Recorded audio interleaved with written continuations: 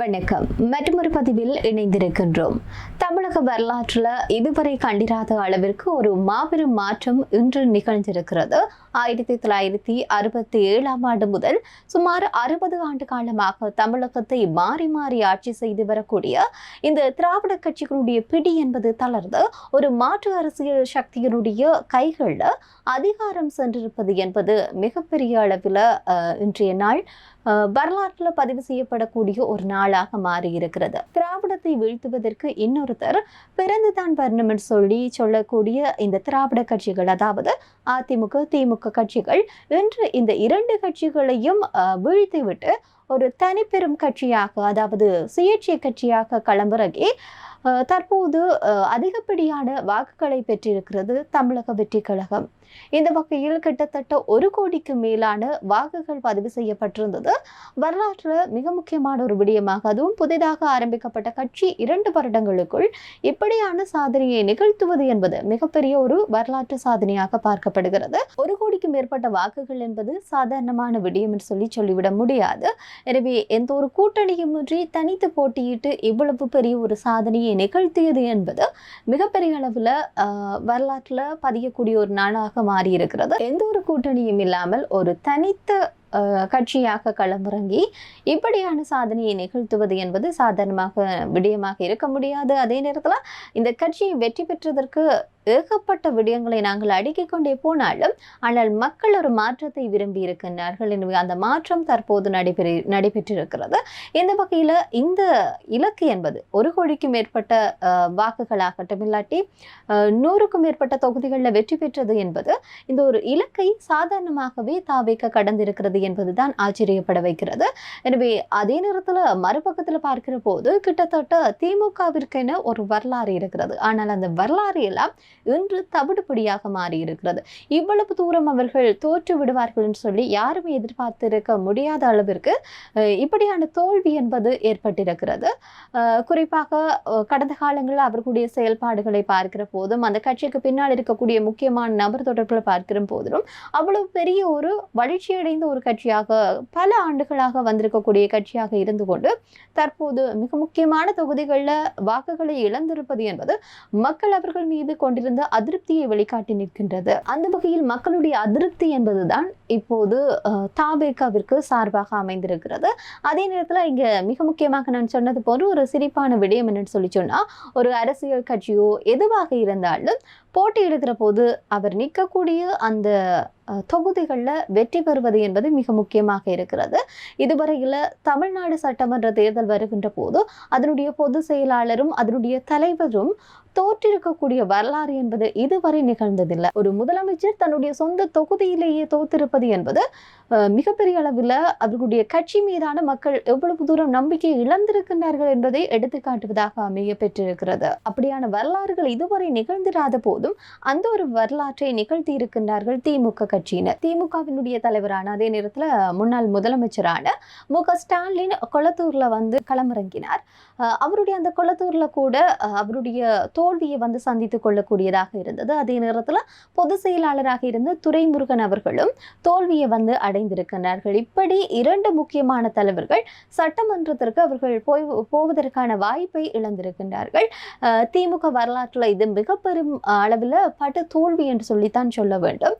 எனவே சட்டமன்றத்துக்கு கூட தெரிவு செய்ய முடியாத அளவிற்கு முன்னாள் முதலமைச்சர் சென்றிருப்பது என்பது ஆச்சரியப்பட வைத்திருக்கிறது. இது நாங்கள் 2021 ஆண்டை பார்க்கிற போது ஸ்டாலின் அவர்களுடைய மிக முக்கியமான தருணமாக அமைந்திருந்தது. அவர் முத்துவேல் கருணாநிதி ஸ்டாலின் ஆகிய நானன் சொல்லி அந்த தருணம் அவருக்கு மிக முக்கியமான மறக்க முடியாத தருணமாக இருந்திருக்கும். பல வருடங்கள் இவர்தான் அடுத்த முதலமைச்சர்னு சொல்லி எல்லோராலும் ஏற்றுக்கொள்ளப்பட்டிருந்த போதிலும் அவருடைய தந்தையாக இருக்கக்கூடிய கருணாநிதி அவர்கள் இவருக்கான அந்த வாய்ப்பை எல்லாம் மறுத்திருக்கிறார் அவருடைய காலத்தில். ஆனால் அவருக்கு உடல்நல குறைவு ஏற்படுகிற போதுதான் அடுத்ததாக இவர் வர வேண்டும் என்று சொல்லி ஒரு பேச்சு அடிபட்டிருந்தது. அந்த சந்தர்ப்பத்திலும் அவருடைய மறைவுக்கு பிற்பாடுதான் மு.க. ஸ்டாலின் அவர்கள் அடுத்த பதவிக்காக வந்திருக்கின்றார். எனவே கருணாநிதியே முட்டுக்கட்டையாக இருந்து கொண்டு அவருடைய ஆட்சி காலம் மட்டும் தொடர்ச்சியாகவே இருந்திருக்கக்கூடிய ஒரு நபராக இருந்து கொண்டிருந்த சூழ்நிலையில் ஸ்டாலின் அவர்கள் ஒரு மிகப்பெரிய அளவில் வெற்றி பெற்றார். 2021ஆம் ஆண்டில் திமுகவிற்கு அப்போ ஒரு எழுச்சி இருந்தது. கிட்டத்தட்ட 10 ஆண்டுகளுக்கு பிறகு ஆட்சி அமைக்கக்கூடிய வாய்ப்பு அவர்களுக்கு கிடைத்திருந்தது. 2021ஆம் ஆண்டு திடீரென ஜெயலலிதா மரணம் இடம்பெறுகிறது. அதற்கு பிறகு எடப்பாடி பழனிசாமி அவர்கள் வருகின்றார். ஆனால் அவருடைய வருகையும் எப்படி பார்க்கப்பட்டதுன்னு சொல்லி சொன்னால், குறிப்பாக மக்களால் தேர்வு செய்யப்பட்ட ஒருவர் ஆட்சியில் இருக்கிறாருன்னு சொல்லியும், எனவே இந்த நபர் இவர் இருக்கக்கூடாது என்ற ரீதியில் பல கருத்துக்கள் எழுந்திருந்தது.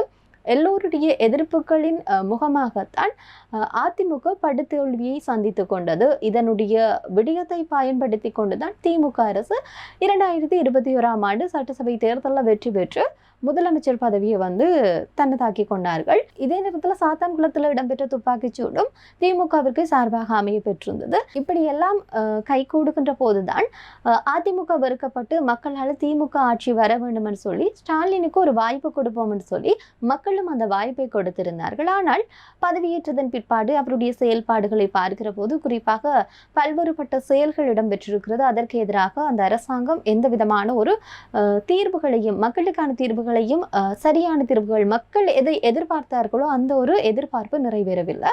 எனவே மக்கள் எல்லாரும் இந்த தேர்தலில் அவர்களுக்கு சரியான பாடம் புகட்ட வேண்டும் என்ற அடிப்படையில் ஓட்டுக்கான காசுகள் வேண்டியிருந்தாலும் கூட இதுவரைக்குமே ஓட்டுக்காக காசு வேண்டியிருக்கக்கூடிய மக்கள் அந்த கட்சிக்குத்தான் போடுவார்கள் என்ற ஒரு நிலையை உடைத்து தற்போது மக்கள் காசை வேண்டினாலும் தாங்கள் விரும்பி இருக்கக்கூடிய மக்கள் நலன் சார்ந்து செயல்படக்கூடிய ஒரு நபருக்கு வாக்குகளை போட்டது என்பது மிகப்பெரிய அளவில் ஒரு இனி அடுத்த கட்டம் காசுக்காக ஓட்டு என்ற நிலை மாறி இருக்கக்கூடிய ஒரு தருணமாக இந்த தருணத்தை எல்லோரும் பார்க்கின்றார்கள்.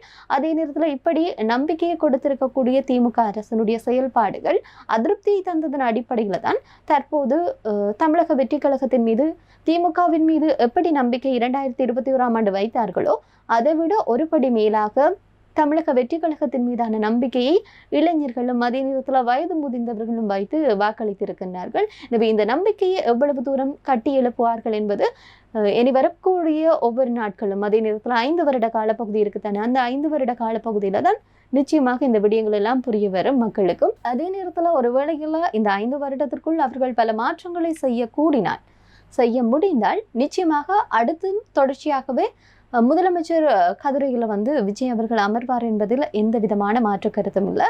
இப்படியாக இருக்கிற சந்தர்ப்பத்தில் பல விடயங்கள் எல்லாம் முன்வைக்கப்பட்டு வந்திருக்கிறது. அதே நேரத்தில் தற்போது தமிழக வெற்றி கழகத்தினுடைய தலைவர் விஜய் அவர்களுக்கு பல்வேறுபட்ட அழைப்புகளும் வந்திருக்கிறது.